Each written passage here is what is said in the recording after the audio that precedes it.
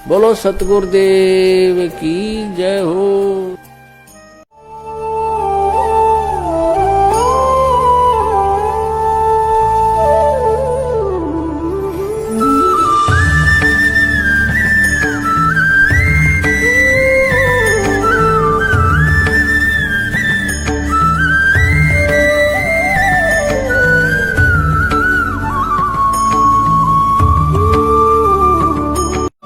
कह कबीर सुनो भाई साधो, मैं तो हूं विश्वास में।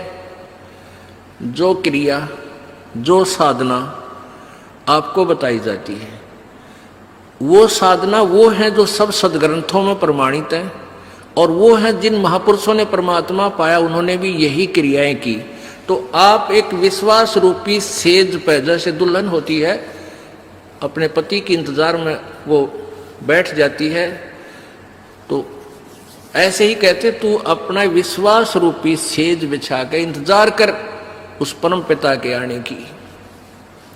विश्वास तेरी सेज है, यानी तेरा विश्वास है तो मालिक आवेगा, और विश्वास नहीं है तू वहां से चला गया कि तो फिर पति कहां मिलेगा। कहने का भाव ये है कि डगमग नहीं होना है, अपना विश्वास दृढ़ रखना। जो बताया गया ये विधि और यही भक्ति आपको परमात्मा मिलाएगी। बंदी छोड़ सतगुरु रामपाल जी महाराज जी की जय हो। परमेश्वर की सभी प्यारी आत्माओं को पवन दास का सत्साई। पुण्यात्माओं, पूर्ण परमेश्वर सतगुरु रामपाल जी महाराज जी ने एक समय सत्संग में कहा था कि आने वाले समय में पूरी पृथ्वी पर एक बार पुनः सतयुग जैसा माहौल पैदा होगा। पिता से पहले पुत्र की मृत्यु नहीं होगी, बहन बेटियां कभी विधवा नहीं होंगी, और घर परिवार में कभी अमंगल नहीं होगा। ऐसे ही एक सत्संग में गुरु जी ने एक और बात कही थी कि बच्चों, गीता वेद कुरान पुराण की बात तो छोड़ो, जो तत्व ज्ञान कबीर सागर में भी देखने और पढ़ने को नहीं मिलेगा, वो ज्ञान केवल इस रामपाल दास के पास है।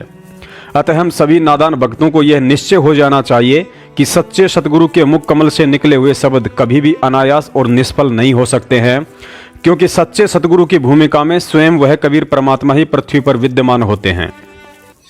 पुण्यात्मा देखो परमात्मा की रजा आपके ऊपर कैसी है। थोड़ी सी गर्मी होती है, परमात्मा बच्चा अपनी प्यारी आत्माओं के अमृत बरसा देते हैं, ठंड सी कर देते हैं कि ताकि ये बच्चे परमात्मा की मेरी महिमा को सुन लें। यदि अच्छी ठंड कर दी तो तुम सारे लटके लेने लग जाओगे, न पड़े बैठे बैठे सोओगे।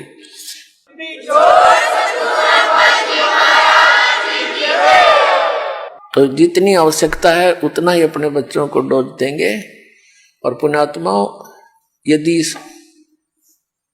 जिसमें पूरा विश्व इस सत भक्ति को स्वीकार करके और अपने अपने घरों में ये पांचों यज्ञ किया करेगा, फिर देखना सतयुग में ऐसा होता था, इतने पुण्यकर्मी प्राणी होते थे, यदि कोई 10 व्यक्ति बैठकर और चर्चा कर देते थे कि भगवान वर्षा नहीं हुई, आपके बच्चे दुखी हो गए, उसी समय परमात्मा वर्षा कर देते थे।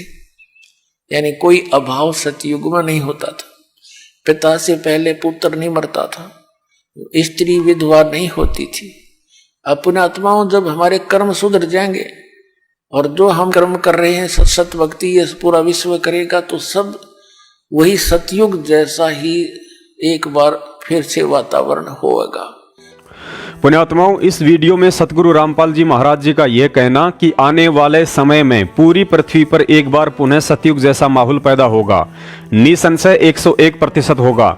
लेकिन इसका मतलब ये नहीं कि आने वाले 15-20 वर्षों में ही ऐसा हो जाएगा।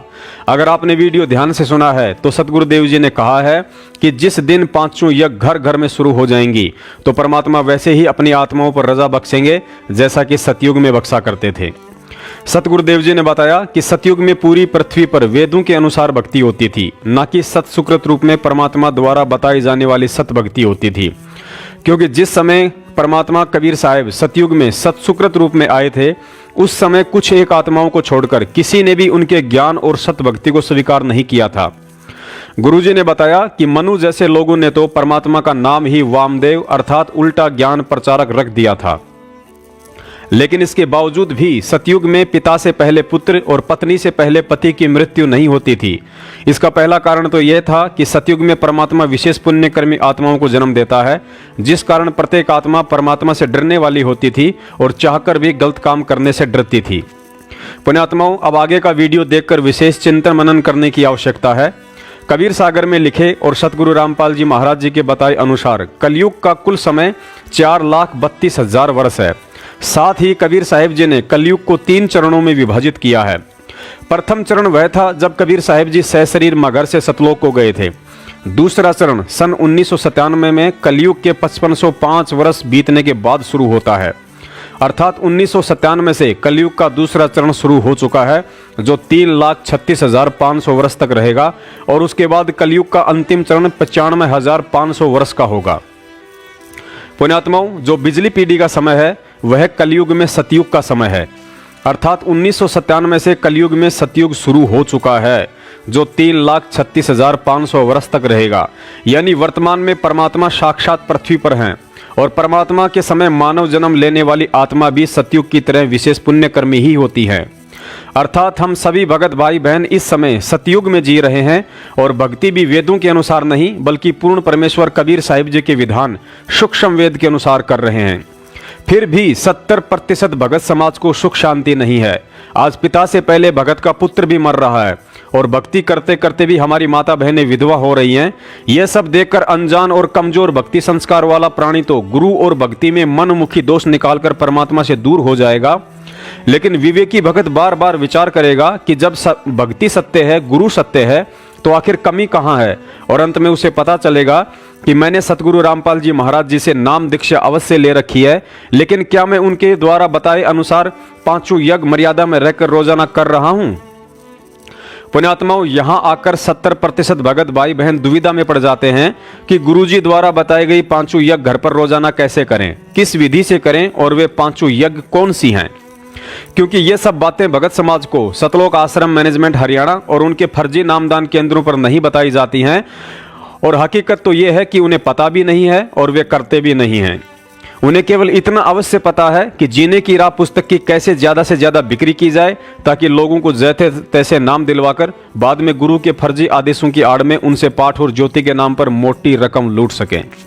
कई अनजान भगत भाई सोचते हैं कि ये 5 यज्ञ या तो रोहतक, इसार या मुंडका में सतलोक आश्रम मैनेजमेंट हरियाणा वालों के यहाँ ही होते होंगे या फिर मेरठ में सत्सेवक सम्मेलन में होते होंगे।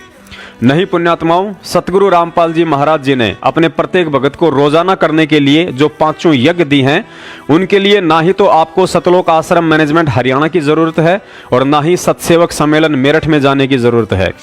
गुरुजी ने बताया कि एक यज्ञ है धर्म की, दूजी यज्ञ है ध्यान, तीजी यज्ञ है हवन की और चौथी यज्ञ प्रणाम और 5वीं यज्ञ है ज्ञान की। गुरुजी के निर्देश अनुसार घर पर धर्म यज्ञ कैसे करें? पुण्यात्माओं, यदि आप कोई व्यापारी, दुकानदार या मजदूर हैं तो रोजाना अपनी नेक कमाई का 10वां अंश गुरु के निमित्त अलग से निकाल कर रख रहे हैं तो समझो आपका धर्म यज्ञ पूरा हो रहा है। यदि आप किसान हैं तो जाहिर सी बात है रोजाना 10वां अंश नहीं निकाल सकते हैं। अतः ऐसी स्थिति में फसल की कटाई के बाद अंत में बुआई, जुताई और बीज भाड़े का सारा खर्चा निकालकर जितना अन्न आपके पास बचता है उसका 10वां अंश पैसे या अन्न के रूप में आप अपने गुरु के निमित्त अलग से निकाल कर रख लें तथा गुरु के सन्मुख प्रार्थना करके जैसा वे आदेश दें उसी अनुसार दान करने से आपका धर्म यज्ञ पूरा होता है। इसके अलावा बीच बीच में जब भी आपका दाव लग जाए तो भी आप गुरु के हाथों में दान या उन्हीं के आदेश अनुसार भंडारे आदि में सहयोग कर सकते हैं। पुण्यात्माओं, आज हमारे सतगुरुदेव जी हिसार जेल में हैं, अतः उनके नाम से निकाला हुआ 10वां अंश आप जी अपने पास ही जमा करते रहिए।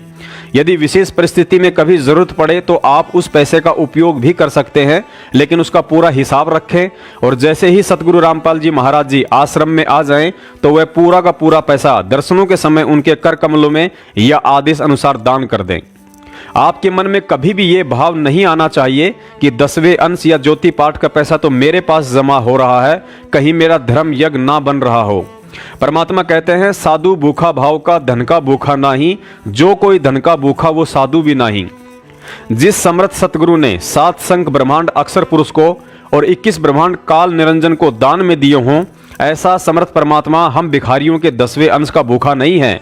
असल में उनके चरणों में हमारा 10वां अंश उसी समय भेंट हो जाता है जिस समय हम 10वां अंश निकालने का मन में विचार भी कर लेते हैं। क्योंकि दुनिया में मन से भी तेज गति प्रार्थना की होती है, जिसको हृदय से निकलकर जुबान तक आने से पहले ही सतगुरु सुन लेता है, और यदि भगत की नीयत साफ हो तो उसे स्वीकार भी कर लेता है। गुरुजी के निर्देश अनुसार ज्ञान यज्ञ घर पर कैसे करें? प्रतिदिन 1 घंटा 2 घंटा या इससे अधिक समय तक सत्संग सुनना, तीनों समय की आरती या शब्द आदि सुनना ज्ञान यज्ञ में आता है। सत्संग आप अकेले में, बाल बच्चों के साथ, माता पिता के साथ या आड़ोसी पड़ोसी को साथ बैठाकर भी सुन सकते हैं। प्रतिदिन ऐसा करने से हमारा ज्ञान यज्ञ संपूर्ण होता है। गुरुजी के निर्देश अनुसार ध्यान यज्ञ कैसे करें? सतगुरु के सत्संगों को और तीनों समय की आरती को एकाग्रचित होकर सुनना और कहे गए वचनों पर गौर करना ध्यान यज्ञ में आता है। अतः प्रतिदिन ध्यान पूर्वक सत्संग सुनने, मंत्र व आरती करने से हमारा ध्यान यज्ञ संपूर्ण होता है। गुरुजी के निर्देश अनुसार हवन यज्ञ कैसे करें? सभी उपदेशी भगत प्रतिदिन अपने घर पर देसी घी की खड़ी ज्योति अवश्य जलाते हैं, उसी को हवन यज्ञ कहा जाता है। यदि परिवार में 1 से अधिक उपदेशी हैं तो प्रत्येक के हाथ से रोजाना ज्योति में चम्मच आदि से थोड़ा थोड़ा घी डलवाने से सभी का हवन यज्ञ संपूर्ण हो जाता है। कई भगत भाई बहनों को शंका रहती है, क्या सुबह और शाम की तरह दोपहर की आरती के समय भी ज्योति लगाना जरूरी है? पुण्यात्माओं, सतगुरुदेव जी के निर्देश अनुसार दोपहर की असुर निकंदन रमेणी के समय यदि सुबह की लगाई हुई ज्योति चल रही है तो अच्छी बात है, अन्यथा दोपहर के समय ज्योति लगाना विशेष जरूरी नहीं है, क्योंकि दोपहर के समय 90% भगत भाई अपनी रोजी रोटी के लिए घर से बाहर रहते हैं, अतः ज्योति लगाना संभव नहीं होता है। और यदि किसी भगत भाई बहन को अपने कार्य क्षेत्र में दोपहर के समय भी ज्योति लगाने में दिक्कत नहीं है तो उनके लिए कोई मनाही भी नहीं है। गुरुजी के निर्देश अनुसार घर पर प्रणाम यज्ञ कैसे करें? परमात्मा कहते हैं, अष्ट अंग से दंडोत प्रणामा, संध्या प्रात करें निष्कामा। अर्थात अपने घर, दुकान, ऑफिस या खेत खलिहान कहीं भी सतगुरुदेव जी को मन में बिना किसी सांसारिक इच्छा के शरीर के 8 अंगों सहित जमीन पर लेटकर दंडोत प्रणाम करने से भगत का प्रणाम यज्ञ संपूर्ण होता है। जमीन पर लेटकर दंडोत प्रणाम करने का मतलब मिट्टी में लेटने से नहीं है, बल्कि जमीन पर कपड़ा या चटाई आदि बिछाकर कर सकते हैं। देश काल और परिस्थिति के अनुसार ट्रेन में, बेड पर, छत पर कहीं भी सतगुरु को दंडोत प्रणाम किया जा सकता है। गुरुजी के निर्देश अनुसार पाठ और ज्योति का संकल्प घर पर कैसे करें? पुण्यात्माओं, सतगुरुदेव जी के आदेश अनुसार उपदेशी को साल में 1 बार पाठ का संकल्प अवश्य करना चाहिए और यथासंभव करवाना भी चाहिए।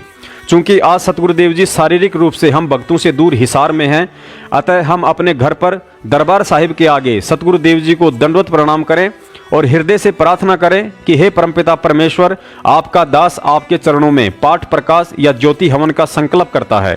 हे गुरुदेव, इसे स्वीकार करने की दया करें। हे परवरदिगार, जैसे ही आप आश्रम में आने की दया करोगे, उसी समय यह दास आपके कर कमलों में पाठ या ज्योति की जो भी राशि आप जी ने निर्धारित कर रखी है उतना सुपुर्द कर देगा। पुण्यात्माओं, यहाँ कुछ भगत भाई बहनों को यह शंका हो सकती है कि हमारे पास तो साल भर में भी पाठ का पैसा जमा नहीं हो पाता है, तो ऐसी स्थिति में हम क्या करें? पुण्यात्माओं, गुरुजी ने एक सत्संग में बताया था कि जरूरी नहीं है आपके हाथ में पैसा हो तभी आप पाठ या ज्योति का संकल्प करें। भले ही आप कितनी ही आर्थिक तंगी में क्यों ना हो, लेकिन फिर भी मालिक से दंडवत प्रणाम करके संकल्प अवश्य करें और परमात्मा से यह भी प्रार्थना करें कि हे अंतर्यामी, आपके दास की आर्थिक स्थिति आपसे बिल्कुल भी छुपी हुई नहीं है। हे दाता, आज पाठ का संकल्प भी आपने ही प्रेरणा करके करवाया है और इस संकल्प को पूरा भी आप ही करवाओगे। साथ ही यदि आप इस सत्संग को थोड़ा ध्यान से सुनेंगे तो गुरुजी ने बताया कि नग नारायण भूल रहा है, क्या परखे मोती मूंगे नो, गरीब दास ये साखा सुख है, बीज न बोया ढूंगे नो। इस गूढ़ वाणी के अर्थ को किसान और बीज का उदाहरण देकर गुरुजी ने कितने प्यारे ढंग से समझाया है कि पुण्यात्माओं, शास्त्र अनुकूल साधना मिलने के बाद भी यदि आप डटकर भजन, सुमरन, सेवा और सत्संग नहीं सुनोगे, अर्थात 5 यज्ञ तन मन धन से नहीं करोगे, तो तुम्हारी ये भक्ति रूपी फसल बर्बाद हो जाएगी। कहते हैं नग नारायण भूल रहा है, क्या परख मोती मूंगे नो। ओए, ये जो जौहरी बने फिरे हैं, जौहरी बन रहे हैं, कोई ये बढ़िया मूंगा को ना, या मोती सच्चे मोती नहीं है, इनकी तो तूने परख करनी सीख ली। इस रूंगे और मूंगे को खोटा खरा बताने से तेरा जीवन व्यर्थ हो जाएगा। जौहरी बन परमात्मा के विषय में सत्य और असत्य का निर्णय कर। और गरीबदास ये शाखा सुख है बीज न बोया ढूंगे नु। कितनी साधारण सी भाषा में और अनमोल ज्ञान दे रखा भगवान ने। क्या बताते हैं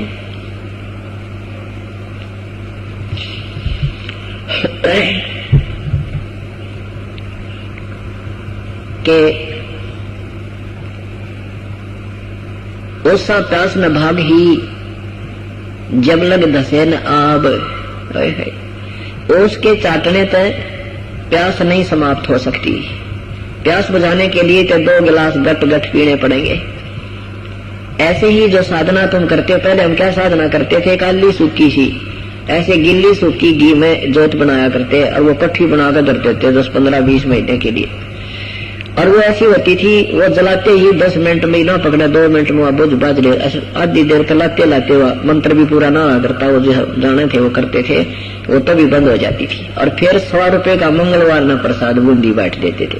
कहते ये तो ओस चाट रहे थे, इससे कोई लाभ आपको भक्ति का नहीं होना था। प्रथम तो ये शास्त्र में होने से वैसे हानिकारक, और जो शास्त्र अनुसार भी तुमने साधना मिल जाए फिर भी सच्चे ढंग से नहीं लगते हो, समय पर दान नहीं कर पाते हो, सेवा नहीं करते हो, सत्संग नहीं सुनते, तो भी ओस चाट रहे हो। ओस चाटन पे बात नहीं बनाई तो गिलास गट गट पीने पड़ेंगे। सेवा भी करनी होगी, दान में भी आपने बढ़ चढ़कर हिस्सा लेना पड़ेगा। आप समझ लो कि जैसे पीछे किसान बीज बीजता है, चाहे कितना गरीब किसान है और उसके बच्चों के लिए खाना भी आहार अन्न नहीं है, वो उधारे लेकर के बच्चों को खिला रहा है या मोल लेकर खिला रहा है, उसी में से बीज अवश्य बीजता है। और बीज नहीं बीजेगा तो वो और महाकंगाल हो जाएगा। ऐसे ही हम चाहे कितने ही गरीब नजर आते हैं, अपना परमात्मा के नाम पर दान धर्म पाठ अवश्य करते रहना होगा, और यही आपको आबाद करेगा। अब अनजान लोग कहते हैं, जो सत्संग को नहीं समझ पा रहे, वो एक आध कह देता है कहां से लाऊं इतने पैसे, मेरा तो खाने का गुजारा नहीं होता। वो बातें भी आपकी ठीक है, क्योंकि हम कंगाल हो गए। साहूकार होने का तरीका तो यही है कि बीज तो बीजे पार पड़ेगी, और आप सच्चे हृदय से पुकार करोगे, परमात्मा आपकी व्यवस्था भी बनाएगा, आपके आने वाली आपत्तियों को टाल देगा। आप कति गरीब हो और आपका छोरा बीमार हो गया, लड़का बीमार हो गया, और आपको डॉक्टर ले जाना पड़ेगा, किसी भी रिश्तेदार से अड़ोसी पड़ोसी से 2-4 हजार रुपए जेब में डालकर जाए पार पड़ेगी। और मनमाने 2 दिन में वो 2000 रुपए आपके 4000 लग जाए 1 मिनट में, वो तो लगाने ही पड़ेंगे, क्योंकि अपना बेटा बेटी जो बीमार है उसके लिए तो खर्च करना ही पड़ता है। तो परमात्मा आप पर ऐसी आपदाओं को, ऐसी आपत्तियों को, आने वाली आपदाओं को टालेगा।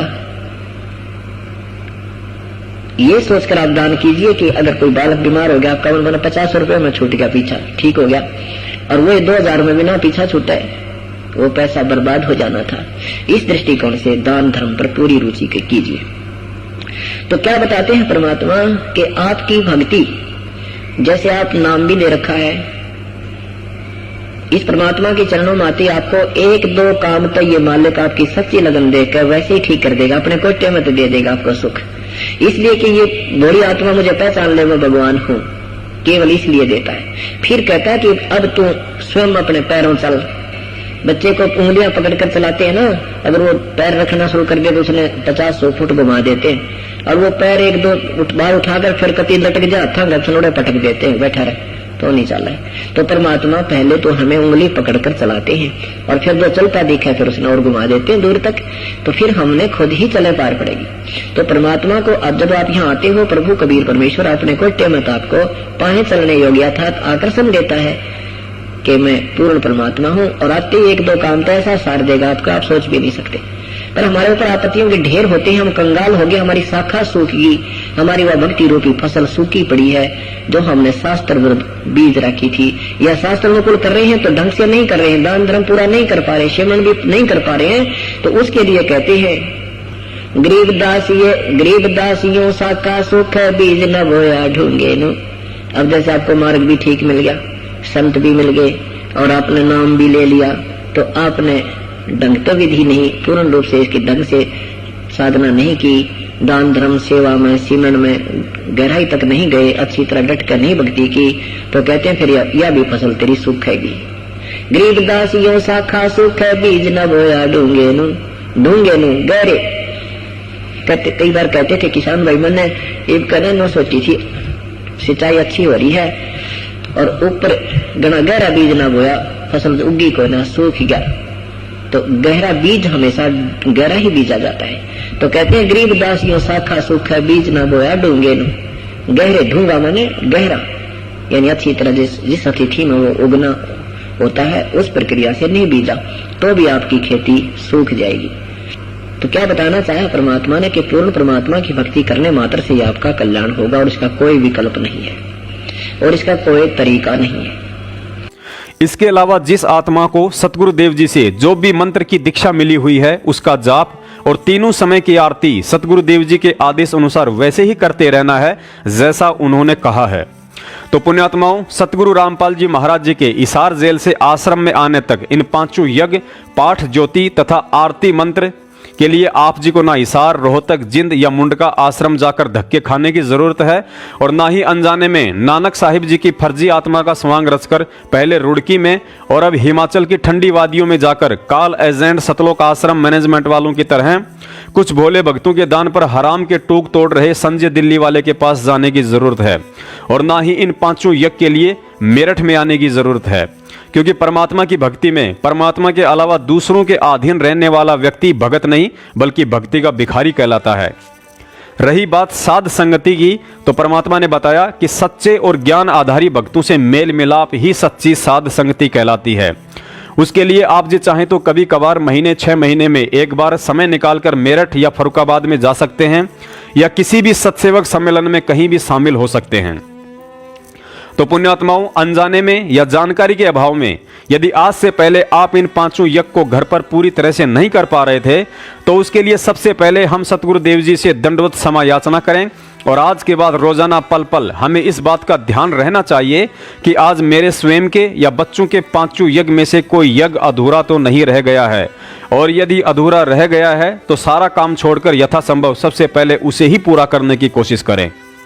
पुण्यात्माओं, भक्ति मार्ग में भगत के ऊपर हर संकट उसके प्रारब्ध कर्मों का ही नहीं होता है, बल्कि कुछ कठिनाइयां सतगुरु जानबूझकर अपने भक्तों के सामने पैदा भी करता है, क्योंकि नाम उपदेश लेने के बाद भगत के आत्मबल, दृढ़ता और सतगुरु पर उसका कितना विश्वास है, इस बात की परख सांसारिक परेशानियों में ही होती है।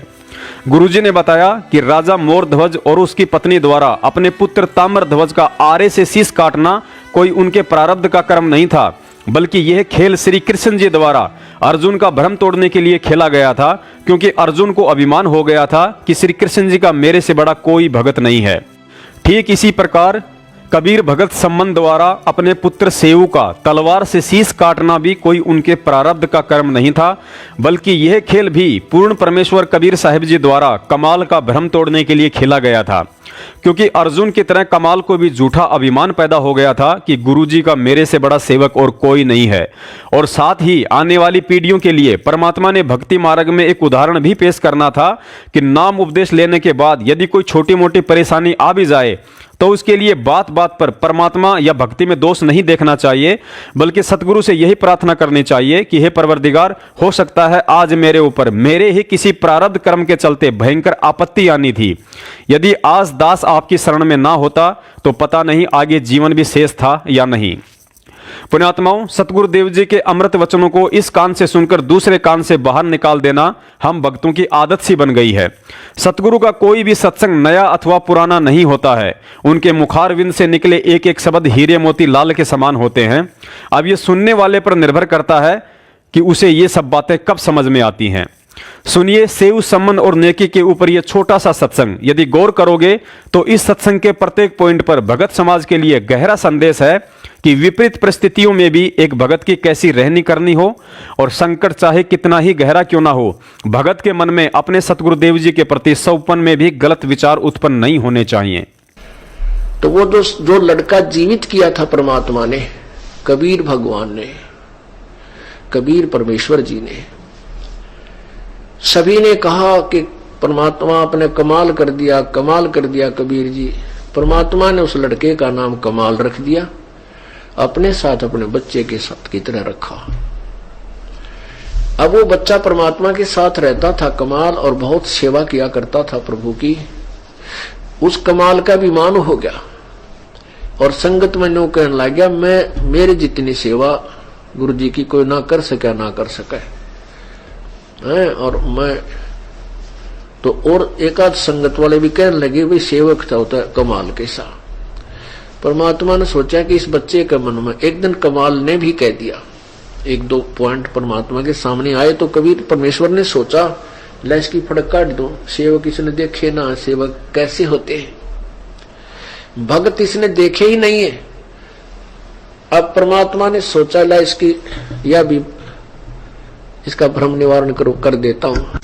ये उसी के पैरेलल एग्जाम्पल है जो मोर ध्वज के पुत्र ताम्र ध्वज को श्री कृष्ण ने जीवित किया। ये भी राम है, ये भी भगवान है, ये भी साब है, लेकिन कबीर परमात्मा ये पूर्ण परमात्मा है। अब वो उस तो मोर ध्वज के ताम्र ध्वज के जो ताम्र ध्वज जो लड़का था उसकी आयु शेष थी, क्योंकि तो बीच में चलती आयु में उसने उसका जानबूझ के कटवाया था, उसको जीवित कर दिया था। और अर्जुन का ये वहम हो गया था कि मेरे जितना सेवक श्री कृष्ण का कोई नहीं साथी मित्र सखा। तो वो भ्रम काट दिया। जब अर्जुन का पसीने आ गए, श्री कृष्ण ने कहा कि देख ले अर्जुन, तूने कहा मेरे जैसा कोई सेवक नहीं। अर्जुन बोला जी मैं तो इनका पास सिंह भी कोई ना, न तो कमाल कर दिया। तो ऐसे ही उस कमाल का भ्रम हो गया था। उसकी फड़क निकालने के लिए प्रभु ने कहा, और जैसे आपको कथा सुनाई थी कि शेख फरीद नाम के एक पुण्यात्मा एक नकली गुरु की सेवा भी करते थे और उससे उसको बहुत सी सिद्धियां भी प्राप्त थी। उस गुरु को पिछले पन्नों की साधनाएं उनके पास होती हैं, जिस कारण से वो कुछ चमत्कार दिखा देगा, वो अपनी बैटरी डिस्चार्ज कर जाते हैं। और जनता उन्होंने सोचे तो महात्माएं पड़े थे, शेख फरीद की आंख भी ठीक कर दी थी, लेकिन मुक्ति नहीं दे सकते वो। ये अलग विषय है।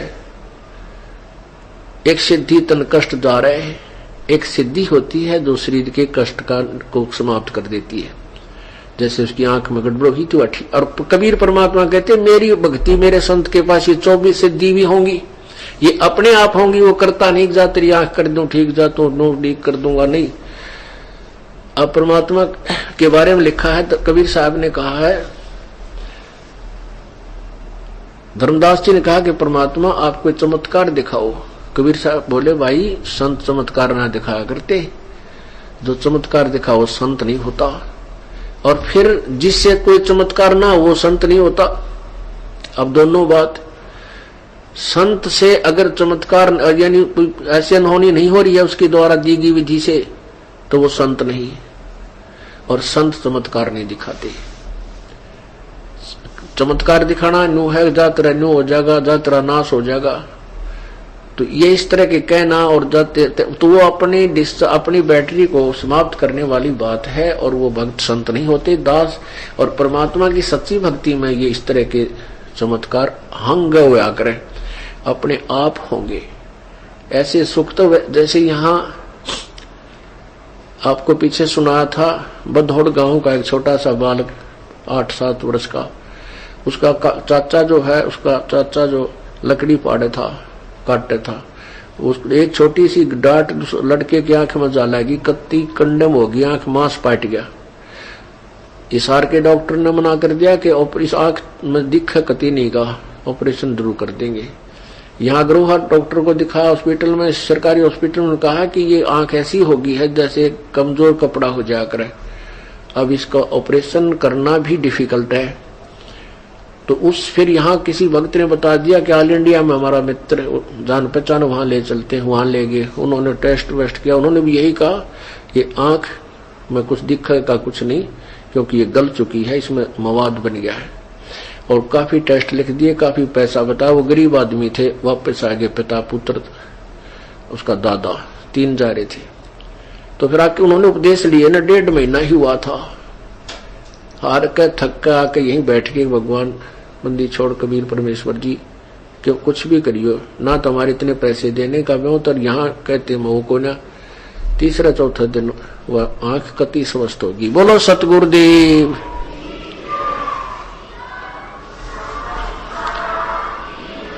बोलो बंदी छोड़ कबीर परेश्वर जी की जय। तो उसके निशान भी नहीं, कोई बता नहीं सकता इस आंख में कभी चोट भी लगी होगी। तो पुण्यात्माओं, एक शेख फरीद को ऐसा चमत्कार भी दिख लिया था, और फिर तो कहना है कि मेरी आंख ठीक कर दी, फिर तो गुरु के भगवान था उसके लिए, लेकिन मोक्ष नहीं था उससे। और यहां कहते हैं ये तो आपको रूंगे में ध्यान गया, रूंगे में। आगे क्या होता है कि उधर से सम्मन मनियार और उसकी पत्नी नेकी, वो परमात्मा के कबीर परमेश्वर के विचारों से बहुत अच्छा प्रभावित थे। घर में चर्चा चलती थी, जैसे आप यहाँ सत्संग सुनते हो, घर के एक सदस्य भी यहाँ आ गया तो घर में 4 और बाट देखते पाओगे और पूछेंगे आज गुरुदेव ने क्या क्या कथा सुनाई, हमने बता दो, हम नहीं जा सके। तो आप जाकर चर्चा करते हो, छोटे छोटे बच्चे भी सुनते हैं, तो वो बच्चे भी रंग में रंगे जा रहे हैं परमात्मा की महिमा से। और एक घर में जाकर सारा दिन कोई ताश खेल रहा है, कोई हुक्का भर रहा है, कोई किसी की चुगली कर रहा है, रागनी गा रहे हैं, कि तो टीवी चल रहे हैं, कि तो बकवाद गाने चल रहे हैं। एक तो बाल को वो गंदा असर पड़े, एक ये ऐसा विचार परमात्मा के और वो महिमा वहां गाई जाए, उन बच्चों को कितना आनंद और कितना उनका जीवन सुचारू बनता है। ऐसे ही वो परिवार के सदस्य अपना दिन में काम करते, दोनों जने चूड़ी बेच कर आ करते, मनियार व उसकी पत्नी नेकी भी और सम्मन भी। और जहां भी वो जाते चूड़ी पराते और भगवान का, कबीर परमात्मा के हमारे गुरुजी ऐसे हैं, तुम की तो नाम ले रहे हो, यानी चर्चा छेड़नी पड़े हमारे भगत ने, बस की बात को ना, तुमने कहीं से उपदेश ले रखा है। वो कहे हम वो पूजा करते हैं, वो कहते हैं, फिर वो समझाते, हमारे कबीर जी भगवान ने सिकंदर लोधी का रोग ठीक कर दिया, हमारे भगवान ने एक मरा लड़का जीवित कर दिया, हमारे गुरु जी ने रामानंद का सिर काट दिया था, सिकंदर लोधी ने, हमारे गुरु कबीर जी ने उसको जीवित कर दिया। अब हम तक वहां साची, और ये वो तो कहे सत्य, और वह लोग उड़ाओ मजाक, वो लड़कियां उड़ाओ मजाक, क्योंकि वो लड़की औरतों को पहनाते थे चूड़ियां, तो वह सीकर बाद में अकीद मूर्ख पागल है एवं बांडे सारे दिन, ये कहाँ हुआ करे कहते। फिर वो चर्चा चलती है एक दूसरी बहन बेटियां में, स्त्रियों में, फिर आदमियों में पहुंच गई, अगुवनों को है ऐसे, उनका गुरुजी ऐसा है, कबीर नाम है उसका, काशी में रहता है, ऐसे उद्दू कर देता है, कोडी के रोग ठीक कर दिए, एक निर्धन था उसका दोस्त को धनवान बना दिया। तो वो ऊपर तो ठीक बोलते पर अंदर से नो कहते तो बुद्धू है कति, ये हुआ करे कभी। एक आदि तो वैसे भी कह देते क्यों झूठ बोलो हो, अपनी चूड़ी बेच लो। अब उधर से क्या होता है कि वो बच्चा छोटा सा था, 10-12 वर्ष की उम्र का, सम्मन और सेऊ, तो वो भी रंग में रंगा हुआ था। तो वो भी बच्चों में अपनी ये चर्चा करता था अपने साथ आड़ा में। तो बच्चे नो क्या करते, तुम्हारे गुरुजी कभी तुम्हारे घर आए हैं, उस सेव तो कहने लगे। और ये नकली संत कहीं कहीं चले जाते थे, तो वो ने कहा हमारे गुरुजी तो हमारे घर आते हैं, तुम्हारे गुरुजी आए कभी घर? तुम्हारे गुरुजी तो राजे लोग आगे जाते हैं, जहां उनको धन मिलता है, पैसा मिलता है, वो तो लोभी लालची है तुम्हारा गुरु। सम्मन उस सेव को कहा करते अन्य साथी दूसरे बच्चे। तो एक दिन सेव ने सम्मन और उसकी पत्नी और वो दोनों अपना वक्त से चूड़ी चाड़ी बेच के वक्त से आगे शाम के समय, तो उधर से वो बच्चों में खेल कर लड़का आया, तो उसको ऐसे ताने लगा रखे थे। तो सेव ने कहा अपने माँ बाप से कि पिताजी माताजी, क्या कभी अपने गुरुजी अपने घर नहीं आ जाए? अपने गुरुजी अपने घर आ जाए तो आनंद हो जा। अब सम्मन कह रहा था बेटा, नेकी कह रही थी बेटा गुरुजी आ तो जावे, लेकिन उनको कितने शिष्य हैं और किस किस के घर जाओगे वे? अपना पता है लाखों शिष्य है अपने गुरुजी के। यार बेटा वो तो हाजिर है यहाँ पर, आप वो परम शक्ति है बेटा, यहाँ कौन से हम के उनसी नजरों से दूर है। तो वो लड़का ने कहा नहीं माँ, एक बार आ जाना, इन बड़का का मुंह बंद कर दूं मैं, गुरुजी यहाँ जा, बस फेरी नमक का बता दो, हमारे गुरु कहे तुम्हारे गुरुजी तो राज्य महाराजा का जाते, जाओ उनको अच्छे अच्छे पैसे मिलते हैं। अब नेकी ने कहा बेटा दुनिया की बात ना सुना करते भगत, इस पर कहेंगे कल कुछ और कह देंगे, फिर कुछ और कहेंगे हैं, और गुरुजी अपने साथ ही हैं। कहने का माँ वह बात तो ठीक है, पर मेरा जी सा करे एक बात जा तुम्हें आनंद हो जा। नो वो बातें कर ही रहे थे, इतने में वो तीन प्राणी, वो शेख फरीद जो कबीर जी के का शिष्य हुआ था, जो कुएं में निकाला था, उल्टा लटका भक्ति करता था, परमात्मा ने बाहर निकाला था, फिर उसको सत्य मार्ग बताया था, वो भी फिर प्रभु के साथ, परमेश्वर के साथ वो आत्मा अपने कल्याणार्थ रहा करती थी। तो उस दिन शेख फरीद और कमाल और परमात्मा कबीर जी, ये तीनों चल पड़े। कबीर जी कहने लगे मैं ऐसे जा रहा हूं भक्तों से मिलने के लिए, तुम चलोगे? कमाल बोला जी मैं नहीं चलूंगा, आपकी सेवा कैसे होगी, मेरे जैसा सेवक कोई आपको मिलेगा? अब ये बकवाद करने लग जाते हैं ना, जब परमात्मा समझ जाता है कि इनकी गाड़ी पटरी से नीचे जा चुकी है, इसको सेट करते हैं। शेख फरीद बोला जी आपकी आज्ञा हो तो आपका दास भी चल पड़े।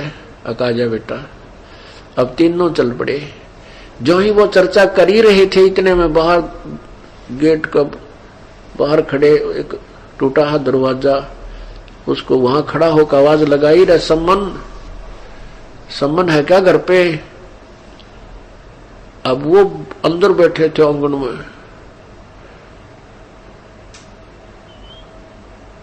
तो सम्मन नेकी कहने लगी गुरुदेव की आवाज आ रही है।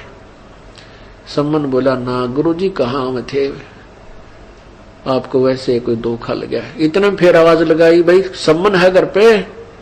नेकी बोली देख तो बार सामने देखा परमात्मा खड़े हैं और साथ में दो सेवक भी खड़े, कबीर साहब खड़े। अब तीनों के तीनों नंगे पैरों भाग लिए। अब उनका सोपन में भी नहीं थी कि इतने शेष जिस महापुरुष के हैं और वो हमारे जैसे भिखारी के द्वार पर आ जाएगा। भिखारी का मतलब ये नहीं था, उनको इतना तो मालूम था कि परमात्मा ने कोई कि हंस सभी एक जैसे हैं, ना वो राजा से प्रभावित होते हैं ना ही रंग से दुखी, इतना तो ज्ञान था। फिर भी अपने द्वार पे और गुरुदेव को आया देख के वो तो आओ भाव भूल गए। अब यूं देख रहे हैं कि मैं सचमुच हमारे यहाँ खड़े हैं, हम द्वार पर, ये गली में जाकर के ऐसे सतब्ध हो गए ना, नौके आ जाओ भीतर, अंदर आ जाओ प्रभु, बैठने की भी ना की, नो देखा आंख फाड़ के। अब सचमुच ये हो कैसे गया, गुरुजी हैं, ये सौपन है। तब कमाल ने कहा कि भक्तों गुरुदेव को अंदर बैठाओ या यहीं खड़े रखोगे? तब उनको सौपन सा टूटा, वह के टूटा फूटा जैसा वस्त्र था वो बिछौना बिछा दिया फटा पुराना, और सम्मन उनके पास बैठ गया, बैठा दिया, पानी पात पिलाया, जल पिलाया। उधर से नेकी फिर कुछ देर के बाद बातचीत चली और सम्मन ने कहा प्रभु भोजन अभी बनाएं या कुछ जैसे आपका आदेश हो, भोजन अभी को तो अभी तैयार करवा देता हूं। परमात्मा बोले वे भोजन तो खाएंगे पर शाम को खा लेंगे, भोजन तो खाना ही। सम्मन अंदर आया अपनी पत्नी के पास, नेकी के पास। नेकी से कहा नेकी भोजन तैयार करो, प्रभु परमात्मा अपने गुरुदेव सफर में आए हैं, भूख लगी है, पैदल चल के आए हैं। नेकी कहने लगी घर में तो एक दाना भी को ना, आज ना आटा है ना कोई कणक है। तो समन कहने लगा किसी उधारा मांग लिया। नेकी कहने लगी कि उधारा भी कोई नहीं दे रहा आज मुझे, इस उधारा इसलिए नहीं दे रहे हैं, वो कह रहे हैं कि तुम्हारा गुरुजी आए, उसने जाके कहा हमारे गुरुजी आए हैं और आटा दे दो, क्योंकि वही मांगा जाता है जहां पर उसका हाथ आपस में मेल मिलाप हो। 5, 7, 10 घरों में वो महंगाई सारे नाट गए कि आज तुम्हें क्या जरूरत है मांगने की, तुम्हारे गुरुजी तो वैसे भंडार भर देते, तुम्हारे गुरुजी तो इतने समर्थ है, मुर्दे जिंदे करते हैं, फिर क्यों मांगती फिरती है। तो कम वो कहने लगा सम्मन, तो नेकी कहने लगी कोई आज उधारा भी ना देता, सम्मन कहने लगा, अल्लाह तेरा यो चीर जो सिर पे रखा हुआ दुपट्टा, इसको गिरवी रखाऊंगा। नेकी कहती है कि मैं इसको भी गिरवी रखना चाहती थी, लेकिन ये फटा हुआ है, कोई गिरवी भी नहीं ले रहा इसको आज। अब सम्मन बैठ गया पेट पकड़ कर एकदम, हे भगवान, पहली बार तो भगवान हमारे घर पाए। देख किसी फुट्टी किस्मत का, कितना पिछले जन्म का कोई पापी हो, मैंने कोई पुण्य नहीं किया पिछले पूर्व जन्म में, इसलिए आज मेरे पास वित्त नहीं है और मैं आज पहली बार मेरे मालिक आए यहाँ पर, मैं भोजन नहीं करा सकता। आंखों में पानी पड़े और बैठ गया नीचे ने, या क्या हुआ मेरे मालिक। तब नेकी कहने लगी, ऐसा ना करो, आप गुरुदेव से कहो परमात्मा सुबह भोजन करा देंगे। सुमन बोला, सुबह कहां से लाऊंगा? तो वो कहती, मैं एक तरकीब बताती हूं कि तुम दोनों पिता पुत्र रात्रि में किसी बानिए का चोरी कर लो और तुम इतना लाना कि तीनों अतिथियों का, भगवान परमात्मा गुरुदेव का और भक्तों का काम चल जाए, हम नहीं खाएंगे।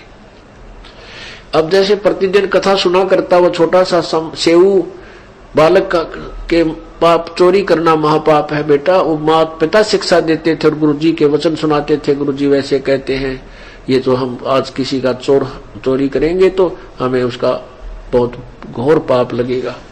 तो सेऊ कहने लगा, माँ चोरी खट्टा खाए ही उनका सर्वस्ता, चोरी करते हैं उनका तो नाश होया करे, हम चोरी नहीं करेंगे। माँ बोली, बेटा, कहते हैं सेऊ से नेकी कहे, सुन सेऊ सुरज्ञान, और या मैं अकाज है नहीं चोरी कर दे दान। अब सेऊ कहने लगा, माँ चोरी तो चोरी ही है, चाहे दान कर दे। अब मन में खोट, हेरा फेरी आए बिना चोरी हो नहीं, और फिर ये तो पाप तो है ही माँ, मुझे क्यों आप प्रभु की वाणी से परिचित होकर के ऐसी बात कह रही हो? तब नेकी बोली, बेटा बात सुन ले, ये नगर इतना दुष्कर्मी हो चुका है, आज ये जानबूझ कर हमें आटा नहीं दे रहा। ये माया के जो है ना, माया के पुजारी हैं, इनके पास धन गणा है लेकिन भगवान से विमुख है ये। आज इनके दिल में रहम नहीं है, मैंने हाथ जोड़ लिए, मैं रो ली, पैर पकड़ दिए, उधारा तो दे दो, कि उधारा तो दे दिया करें। तो सब ने कहा, ना तुम्हारा भगवान आ रहा है, अब क्या जरूरत है, तो देख लेंगे, तुम्हारे गुरु तुम्हें छका देगा। तो ये जानबूझ के बकवाद है बेटा, और हम इस नगरी में कमाया खाया है, हमारे ऊपर इनका एहसान है, और यदि आज ये भूखे चले गए परमात्मा, यू काल इस नगरी में आग ला देगा। पुण्यात्माओं, यदि राष्ट्र प्रधानमंत्री यहाँ आ जा और कोई बकवाद कर दे, उसके जाए पाछा ये पुलिस वाले बकल तोड़ा कर उसका। तो परमात्मा को प्रधानमंत्री कुछ नहीं कहता, चला जाता है, चाहे कोई गुंडा भी बोल गया हो, चाहे किसी ने डले भी मार दिए, वो अपना नहीं बोलता, चला जाता है, और फिर ये पुलिस वाले समारा करें उन्हें।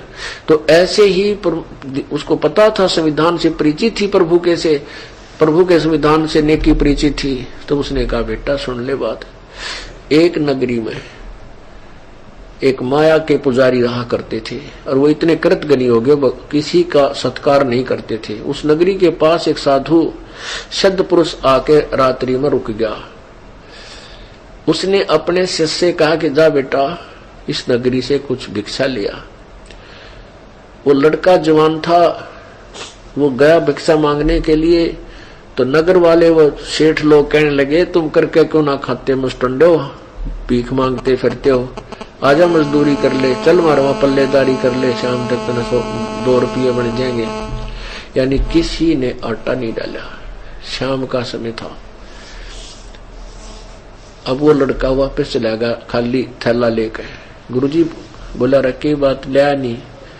शेष बोला, गुरुजी ईसा तक नगर ना देखा मैंने आज तक, कोई तो 16 माथा नहीं बोलता, और सब जो है ऐसी ऐसी बातें कहते हैं। संत बोला, लो कोई ना बेटा, सुबह तू फिर जा। अब सुबह फिर भेज दिया। सुबह फिर गया तो उन्होंने वही डायलॉग फिर सुनाए, वो खाली हाथ वापस आ गया। कहने लगे, जी वह तो यही श्लोक सुनाओ है, कतई नहीं मानते। हाँ, तो मैं फिर बोला बेटा तू जा, अब फिर जा। श्याम ने फिर भेज दिया। श्याम ने भी वो खाली चला रहा था। उस बाहर नगर से बाहर की तरफ एक कुम्हार का घर था। कुम्हारी विधवा थी, उसके 3-4 बच्चे थे। तो वह कुम्हारी ने देख लिया था कि बाबा जी रोज जाता है और खाली आवा है, पता था कि ये दाना दे को नहीं। तो कुम्हारी ने कहा महाराज जी, बालक था 9, 12, 13, 14, 15, 16 साल का, माँ थी और स्त्री थी। उसने मन में विचारा एक मेरा बेटा जब भूखा होता कल का, मेरा बेटा होता और जैसे 2 दिन भूखा रह जा, मर नहीं जा बालक, तो उसने बहुत दया आई। कहने लगी बाबा महाराज जी आप कहाँ गए थे? गया था माई की बेटी की तरह। बताओ तो क्या काम था? कि भिक्षा लेने गया था, इस नगर में कोई भिक्षा नहीं देता। अब पहले इस ऋषि संत जन जो है ना छुआछात बहुत मान्या करते हैं, छोटी जाति वाले का नहीं लिया करते थे, कुछ टाइप के ऐसे थे। तो वो कुम्हारी कहने लगी महाराज जी मैं जाति से कुमार हैं हम, और आप मेरा आटा ले जाओ, कहो तो रोटी बना दो। तो वो कहने लगा माई मेरा पिता मेरा गुरुदेव जो है ना बाणीय और ब्राह्मणों का ही आहार करते हैं। वो कहने लगी देख लो महाराज जी हमें तो कुमार। उस लड़के ने भूख लाग रही थी, उन्हें सोची ले चलता हूँ, गुरुजी कहेंगे तो खा लूंगा। अब उस लड़की ने डाल दिया, माई ने वो ले आया। उसने कहा बता बेटा क्या रहा? संत ने पूछा, उस सिद्ध पुरुष ने पूछा क्या कैसे मिला भिक्षा? उसने कहा प्रभु उस नगरी वालों ने तक कति सब ने मना कर दिया। एक बाहर कुम्हारी माई ने, कुम्हार के घर तो माई ने मुझे ये कह कर दिया है कि तुम्हारे गुरुजी आदेश देते बेटा खा लिए ले जाटा। और महाराज जी ऐसे दुष्ट तो मैंने देखे को नहीं। तो संत बोला बेटा तुझे भूख लाग रही है, खा ले, मैं तो खाऊं नहीं, और वापस जा। उस माई ने न्यू कह दे बेटी कि सुबह रात्रि ने अपने सारे सामान ने लाद के अपने गधा पर चल पड़े, जहां भी कल अपना चल पड़े, यानी कुछ समय था, और जहां भी सूर्यास्त हो जाए वहीं रुक जावे और वहीं बस जाएगी। यानी उस समय जब वो गया, जब कुछ समय रहता था शाम का सूर्यास्त से, तो उस माई को उसने जाकर बताया, यानी दोपहर सीखा होगा, जैसा भी एक उदाहरण बता रहा हूं आपको। तो वो कहने लगा कि माई ने कह दे जाकर कि अपना सारा सामान उठा कर बच्चों समेत और चली जाएगी, और जहां सूर्यास्त हो जाए वहीं रुक जाओगी और वहीं वो बस जाओगी, और ये सुबह ये नगर खत्म कर दिया जाएगा, ये मिलेगा नहीं, ये सब नष्ट होगा। अब महात्मा ने वापस जाके कहा कि माई आप अपना यहाँ से सामान उठा लो और यहाँ से चल पड़ो, जहां तुझे सूर्यास्त हो जाए, दिन छिप जा, वहीं रुक जाइए, गुरुजी का आदेश है, हमारे गुरुजी बहुत पहुंचे हुए हैं, तेरा वही बास हो जाएगा और खूब ठाठ होंगे, और ये नगर सुबह तक खत्म हो जाएगा, तो जिक्र मत करना किसी को, नहीं तो तेरा भी काम बिगड़ जाएगा। अब उस समय वो डरा बहुत करते थे पहले संत, इस तरह के ये ऊट मटीला करनी संत बहुत होया करते हैं। तो उसका जच की बात, उसने उसी समय अपना सारा सामान बांधा, फटाफट के सामान था, 5-4 खाट होंगी और 2-4 पतीले होंगे, वो उठा के जहां पर धर के और चल पड़ी। 7-8 किलोमीटर वहां से जाकर के कहते हैं वो रुकेगी, और वहां कहते हैं कुमारियां के नाम से एक गांव बसा हुआ है। तो वहां रुकी, रात ने वो संत ने अपनी सिद्धि से उस नगर का नाश कर दिया, खत्म हो गया। तो ऐसे नेकी उसे समझा रही है कि बेटा यदि आज इस नगर से सतगुरु बगैर खाए चले गए अन्न, तो ये नगर उजड़ेगा, और बेटा इस नगर को बसाए रखना अपने, क्योंकि हमने यहाँ कमाया और खाया है, इसलिए चोरी करने को कहती हूँ। बेटा उस जिससे हम चोरी करके लाएंगे, अगर किसी को पता नहीं चला तो बेटा पाछे जब हमारा पास हो जाएगा तो उसका उतना ही कभी रात्रि में रखावांगे। तब इन सब बातों से को सुनकर वो सेऊ संतुष्ट हो गया। अब ठीक है मां। तो रात्रि के समय दोनों पिता पुत्र चोरी करने चल पड़े। एक सेठ के मकान में सेंध लगा ली, यानी इतना सुराख बना लिया और पाड़ लगा ली कि ऐसे आदमी लेट का अंदर प्रवेश हो जा। अब सेऊ कहने लगा पिताजी मुझे अंदर जाने दो, मैं लाऊंगा चोरी करके। समन कहता नहीं बेटा तू बाहर खड़ा रहे, और मैं पकड़ा जाऊंगा ना तो मैं आटा बांध के बाहर फेंक दूंगा और बेटा तू भाग दिए उठा के। सेऊ कहने लगा नहीं पिताजी मैं अंदर जाऊंगा, आप बाहर रहो। यदि मैं पकड़ा भी जाऊंगा चोरी करता तो नो कहेंगे बालक था कोई बात ना छोड़ दो, और आपको पिताजी फांसी तोड़वा देगा, सेठ की जो ना राजा तक पहुंचे। अब सम्मन कहने लगा बेटा अगर तेरे को तू पकड़ा, अगर तेरे को फांसी तोड़ दिया गया तो सूली चढ़ा दिया तो बेटा मैं किसके लिए जीऊंगा, आप बाहर रहो मैं जाऊंगा। सब सहयोग कहने लगा नहीं पिताजी मैं फिर भी बालक हूं। नो कहता कहता उसमें प्रवेश कर गया।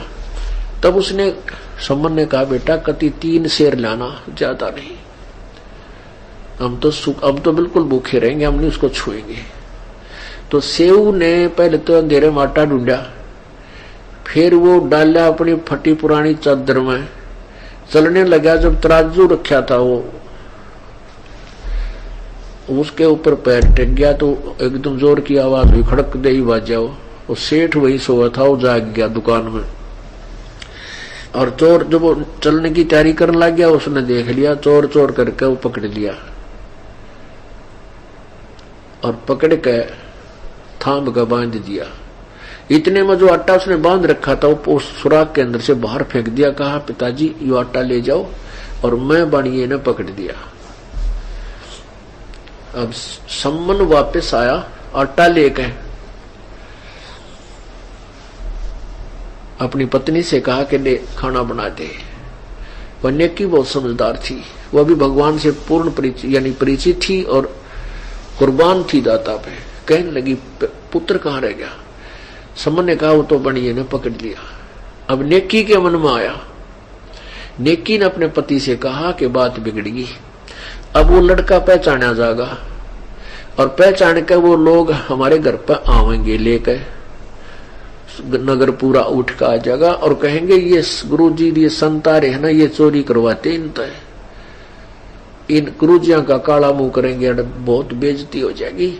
हमने आहार तक कराया को नहीं और गुरुदेव की बेइज्जती हो जाए करवा देंगे, हमारा फिर कितना जीवन नहीं रहेगा।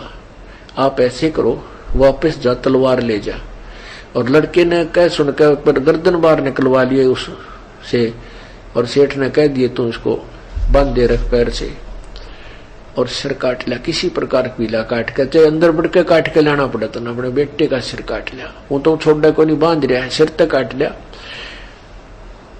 और फिर क्या होगा कि वो सेठ सवर न रखे को ना, और ना किसी आगे जेकर करेगा, वो कितना दूर फेंका होगा, फिर उसने उठा लाएंगे और बाद में अपने बच्चे का अंतिम संस्कार कर देंगे। और सेठ डरता बतावे को नहीं का, हमारे गुरुदेव की इज्जत बची रहेगी। इस बात को और विकल्प ना दे करके सम्मन भी इस बात से सहमत हो गया। करद लेकर तलवार लेकर वापस चल पड़ा। उधर से सम्मन के सेऊ बच्चे के मन में ये आई कि हे भगवान आज तो बात कति माटी में मिल गई। हमारे गुरुजी पहली बार आए और ये लोग मुझे पहचानते इसने लिया है। सेठ का रहता है भगत बने फिरो थे, आज पकड़ेगी थारी वो तेरे गुरुजी आ रहे होंगे, आज वो चोरी करवाना हो है। अब देखना तड़के तुम्हारे गुरुजी का तुम्हारा क्या हाल होगा। अब उस पर बेचारे को बहुत धमका रहा था सेठ। अब वो सेव कहने लगा, मन में सोचता है भगवान बात बिगड़ गई। तो इतने में सम्मन ने आवाज लगाई कि बेटा सेऊ 2 बात करनी है, बहुत जरूरी काम है।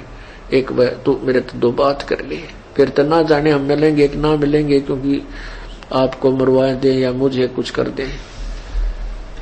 अब उधर से सेऊ के मन में यूं आ गया, पिताजी ने कहूंगा कि मेरी नाड़ काट ले जा, मेरी गर्दन काट ले, नहीं तो बात बिगड़ेगी।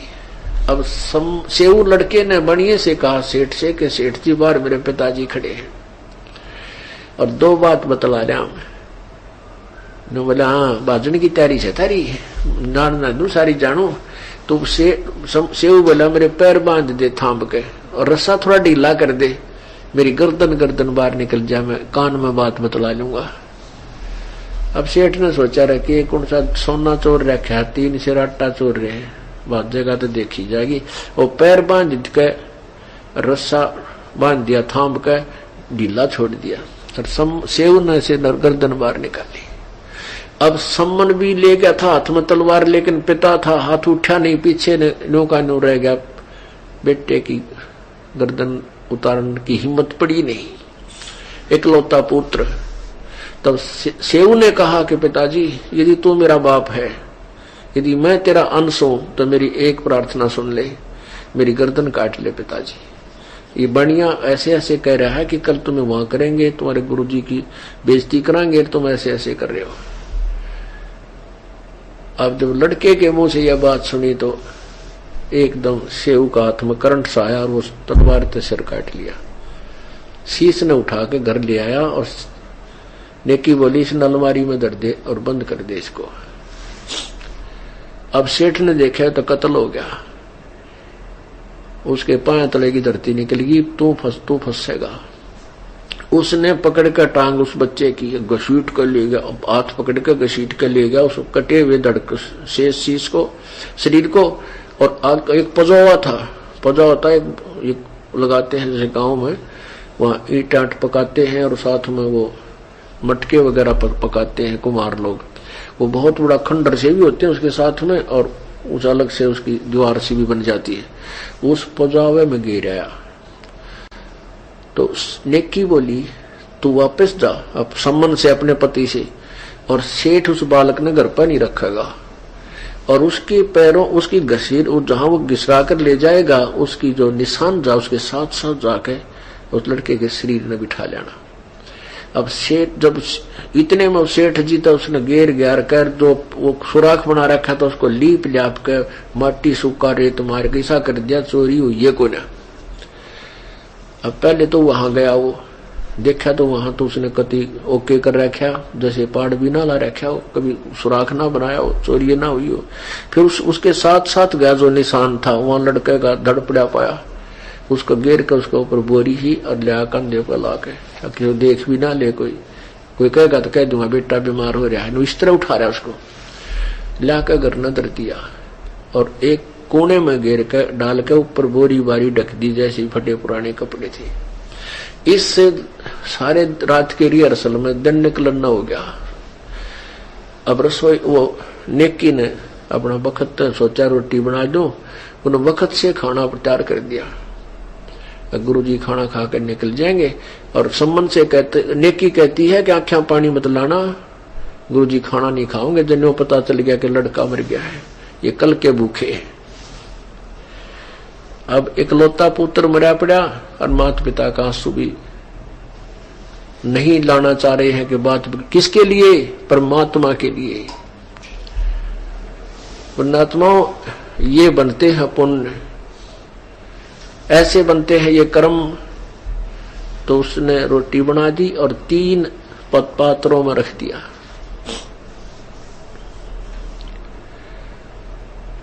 और कहते गुरुजी ने बुला ले, खाना खा लेंगे सारे।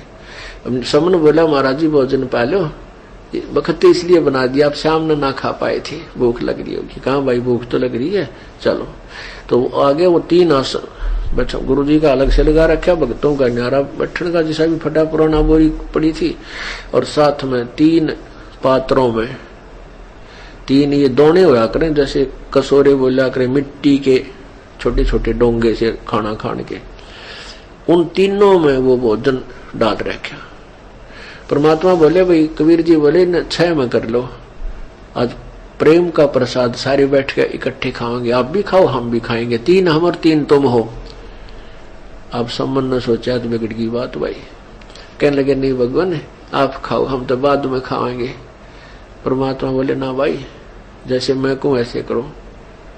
अब उसने 5 स्थानों में डाल दिया, बोला ना 6 में करो, 5 पात्रों में डाल दिया, बोला नहीं 6 में कर लो। उसी को सारों को 6 पात्रों में डाल दिया और कहा जो बैठो। अब वो 2 तक बैठ गए, नो पूछेंगे सम्मन की सेव कहाँ, कह देंगे वो तो कहीं बाहर गया है गुरुजी, वो तो कोई नहीं। यानी यहां तक कहने को तैयारी ही थी तो परमात्मा ने कहा आओ सेऊ जी मिलो ये प्रसाद प्रेम, और सिर कटा करें चोरों के और संतों के नितक सेम। मेरा बेटा आजा रोटी खा ले। कहते उसी समय ताक से सिर उठा और धड़प के ऊपर लगा। ओ सेऊ नो को अनुजीवित होकर पंगत मां का भोजन करने लगा। बोलो सतगुरुदेव, बोलो बंदी छोड़ कबीर परमेश्वर जी की जय।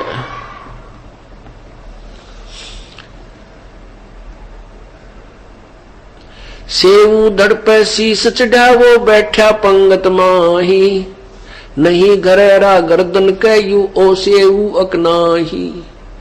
अब माता पिता का भी चक्कर पड़ गया कि इसके गर्दन में निशान भी कोनी। सेऊ धड़पे शीस चढ़ाव बैठा पंगत माही, और नहीं घरेरा गर्दन पे कि तो निशान भी कोई ना गर्दन नाड़ पे। माता पिता भी चिंतित हो गए। नो कपड़ा उठा देखें यू सेऊ ओए है कि नहीं है। अंदर जाकर देखा तो वहां खून खून के टपके रक्त के पड़े थे, लेकिन शीश और कुछ नहीं था। तब उनका विश्वास हुआ तो बेटा वही है। पुण्यात्माओं, परमात्मा सब ने बैठ के खाना खाया, खुशी का कोई ठिकाना नहीं, और आशीर्वाद दे दिया बेटा तेरा भरपूर भंडारा होगा। अब परमात्मा ये कहकर चले गए। कर करावा साइया मन में लहर उठा, दादू से दरजीव के आप बगल हो जा। अब सम्मन के मन में ये कसूता बहम हो गया कि आज मेरे पास पैसा होता मैंने बेटा नहीं काटना पड़ता, मेरे पास आज पैसा होता तो मैंने बेटे ही गर्दन नहीं काटनी पड़ती। मतलब वो उसके हृदय में घर करेगी, या कमजोरी, या भी कमजोरी है इस भक्ति मार्ग की। तो क्या हुआ, कुछ दिनों के बाद उन प्रेरणा दी परमात्मा ने सम्मन के मन में। उन्होंने सोचा कि इस अपना जो मकान था कच्चा सा, कि इसकी झोपड़ी की द्वार यहाँ की बजाय यहाँ से निकाल लें और थोड़ी झोपड़ी सी डाल लेंगे, इसकी जो टूट सी गई। ऐसे ऐसे कहने का भाव है कि वो दूसरे स्थान पर खोदन लगे। वो खोदने लगे तो वहां खजाना पाया उन्होंने, धन असरपी मोहर असरपी गणिये। वो थी नहीं, वो परमात्मा ने भर दी, अंदर ठोक दी उनके आंगन में। उन्होंने देखा रतरा गुजर। तो फिर परमात्मा ने प्रेरणा दे दी कि इसको उजागर नहीं होने देना। धीरे धीरे कुछ सामान लाए, कुछ बकरी ले आए, यानी कुछ और धंधा कर दिया उन्हें थोड़ा थोड़ा। तो फिर वो धीरे धीरे उसको प्रचार, उसको बढ़ाने लगे। तो कहते एक नंबर का सेठ हो गया वो सम्मन उसी जीवन में। अब क्या हुआ कि जब पूर्ण ज्ञान हो जाता है वो मार नहीं खाते, और सम्मन मार खा गया। नेकी और सेव का पक्का दृढ़ विश्वास हो गया कि अब हम यहाँ रहेंगे नहीं गंदे लोक में। वो भक्ति करके पार हो गए, पर सम्मन के मन में ये दोष रह गया कि मेरे पास पैसा होता मैं ये कर देता, गुरुजी बेटा नहीं काटना पड़ता। तो वो भक्ति ना करके फिर उस माया में उलझ गया, इधर की इस तरह के विचारों में उलझ पुलझ होकर वो मर गया। मृत्यु को प्राप्त होकर फिर उस पुण्य के कारण, पिछली भक्ति के कारण 9 शेरवा में 9 शेर खान नाम का एक बादशाह बन गया। पुण्यात्माओं, माँ का कलेजा कितना कमजोर होता है, लेकिन फिर भी नेकी ने अपने पति सम्मन से कहा कि भगत जी वापस जाओ और किसी भी बहाने से बच्चे की गर्दन काट कर ले आओ, वरना आज नगर में गुरुजी की इज्जत नहीं रहेगी। और माँ होकर भी नेकी ने सम्मन से कहा कि भगत जी गुरुजी को खाना खिलाते समय आंखों में आंसू मत ले आना, वरना गुरुजी को पता चल जाएगा तो बिना खाना खाए ही वापस लौट जाएंगे। पुण्यात्माओं, इस सत्संग के माध्यम से भगत समाज को एक शिक्षा लेनी चाहिए कि एक तरफ तो सेऊ, सम्मन और नेकी जैसे महान भगत थे जिन्होंने गुरु की इज्जत के लिए अपने पुत्र का शीश तक काट दिया था, और दूसरी तरफ आज हमारे जैसे कलयुगी भक्तों ने सरेआम गले में कभी कांग्रेस का तो कभी अन्य राजनीतिक दलों का पट्टा डालकर उनके कुत्ते बनकर गली गली में प्रचार करके गुरु का नाम हिंदुस्तान में कितना रोशन किया है। इस बात को उन भक्तों से ज्यादा और कौन जान सकता है जिन्होंने पिछले विधानसभा और लोकसभा चुनाव में उस काले कुत्ते की भूमिका निभाई है, और फिर भी उम्मीद करते हैं जीते जी सुख शांति और मरने के बाद सतलोक की। पुण्यात्माओं, परमात्मा ने यह संदेश आप सभी भगत भाई बहनों तक पहुंचाने के लिए दास को निमित्त बनाया, और दास ने भी इस वीडियो में जो कुछ बोला है परमात्मा के विधान के अंतर्गत ही बोला है। और उसके बाद भी यदि कोई सत्य को स्वीकार नहीं करता है तो चाहे वह व्यक्ति अन्य नकली संतों के पास फंसा बैठा हो या काल एजेंट सतलोक आश्रम मैनेजमेंट वालों के दलदल में धंसा बैठा हो, उनके विषय में गुरुजी यही कहते हैं कि और पुण्यात्माओं, इतने प्रमाण देखने के बाद भी जो प्राणी इन नकलियों से दूर नहीं हटेगा, उसके बारे में क्या बताते हैं परमात्मा के चातुर प्राणी चोर हैं और मूड मुग्ध हैं, ठोठ और संतों के नहीं काम के, फिर उनको जोगड़ जोट। यानी इतने प्रमाण देखकर भी ये चातुर प्राणी तो चोर हैं, ये तो अपनी प्रभुता जताए रखने के लिए, अपनी अज्ञान को छुपाए रखने के लिए तो खूब अटकलबाजी करेंगे, लेकिन इतने प्रमाण देखकर भी नहीं मानता। वो मूड मुग्ध है, ठोठ, वो कति ठोठ है, यानी बुद्धू है वो व्यक्ति। और फिर परमात्मा कहते फिर हमने उनकी आवश्यकता भी नहीं है, जो यहीं तक इतनी भी समझ नहीं उसके अंदर, तो कहाँ जा रहा है, काल के मुंह में दूता फंसा बैठा और एकदम छोड़कर फड़क कर नहीं भागता। कहते फिर संतों का नहीं काम का, उनको देवगढ़ जोट, वो वहीं रहे तो अच्छा है काल के मुंह में। भगत समाज से अंतिम प्रार्थना। पुण्यात्माओं, जैसे कि वर्तमान परिस्थितियों के मद्देनजर हम सभी को ज्ञात हो रहा है कि काल भगवान और परमात्मा के बीच चल रही यह लड़ाई बहुत लंबी चलने वाली है। अपने स्वार्थवश सतलोक आश्रम मैनेजमेंट हरियाणा की तरह हम सत्सेवकों ने भगत समाज को इस धोखे में नहीं रखना है कि गुरुजी अगले 2 महीने में आ रहे हैं, 6 महीने में आ रहे हैं या 2020 में आ जाएंगे। झूठ और पाखंड का भक्ति मार्ग से कोई लेना देना नहीं है, क्योंकि एक भगत को इस भक्ति मार्ग पर रुकने के लिए उसके स्वयं का आत्मबल और सतगुरु पर उसका अटल विश्वास ही रोक कर रख सकता है। और यह आत्मबल तथा अटल विश्वास मर्यादित साधना, सच्ची साध संगति और 5 यज्ञ के यथावत करते रहने से ही बनी रह सकती है। और यह भी अटल सत्य है कि वर्तमान में सच्ची साध संगति और 5 यज्ञ सिर्फ और सिर्फ हर महीने के दूसरे रविवार को मेरठ में और हर महीने के अंतिम रविवार को फर्रुखाबाद सत्सेवक सम्मेलन में ही संभव है, क्योंकि मेरठ सत्सेवक सम्मेलन में वही आत्माएं पहुंच पाती हैं जिनके शीश पर सतगुरुदेव जी का विशेष आशीर्वाद है। रविवार को सत्संग से पहले शनिवार की पूरी रात सैकड़ों भक्तों के बीच विशेष ज्ञान चर्चा होती है, जिसमें भक्तों को भक्ति और सत्संगों की गूढ़ बातों व संकेतों से सतगुरु पर विश्वास और आत्मबल पैदा होता है, जो भक्ति की जड़ों को मजबूत करता है। इसलिए हम सभी से निवेदन करते हैं कि आप जब भी किसी भी सत्सेवक सम्मेलन में जाएं तो शनिवार को ही पहुंचने की कोशिश करें, ताकि ज्ञान चर्चा का आनंद और लाभ उठा सकें। परमात्मा भी कहते हैं कि कबीरा तहाँ जाइए रह संतन की प्रीत, इष्ट मिले और मन मिले, मिले सकल रस रीत। मेरठ सत्सेवक सम्मेलन में वही आत्माएं आती हैं जो सतगुरु को मनुष्य या कबीर जी का अवतार या कबीर जी का भेजा हुआ कोई प्रतिनिधि नहीं, बल्कि उन्हें स्वयं साक्षात कबीर परमात्मा ही मानती हैं। मेरठ में भगत भाई बहनों के बीच जो आपसी प्रेम और एक दूसरे के प्रति विश्वास होता है, वह दुनिया में अन्य जगह देखने को नहीं मिल सकता है। मुंडका, भिवानी, रोहतक या हिसार की तो बात ही छोड़ दीजिए, क्योंकि मुंडका, भिवानी, हिसार और रोहतक में भक्तों को अपने लोभ, लालच और स्वार्थवश गुरु के फर्जी आदेशों की आड़ में गुमराह करके बुलवाया जाता है।